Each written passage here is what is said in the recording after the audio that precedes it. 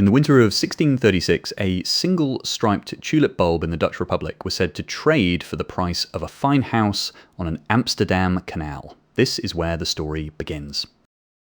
The Semper Augustus owed its flames to a virus that no grower could control. Because the pattern could not be bred on demand, only a handful of bulbs existed, and collectors paid almost anything to own one.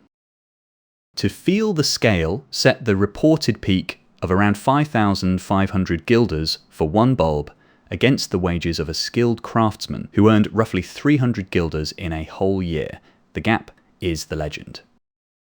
Dutch painters turned the frenzy into satire. In Hendrik Pot's Wagon of Fools, weavers abandon their looms to chase the goddess of flowers, while the whole cart rolls toward the sea and ruin. Then comes the chart everyone has seen. A standardized index of bulb contract prices climbs about 20-fold from November to early February, peaks on the 3rd, and falls back near where it started by spring. But look closer. The economist who built that index had no price data at all from the 11th of February to the 1st of May because the market was shut. The dramatic fall was filled in, not measured.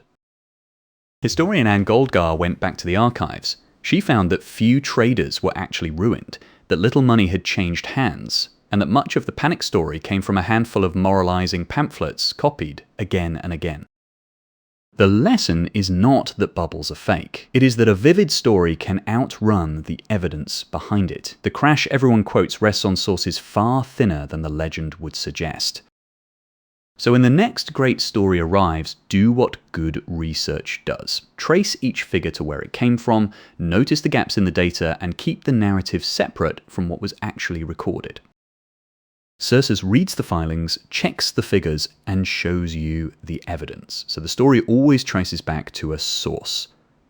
Research with Cersus at cersus.io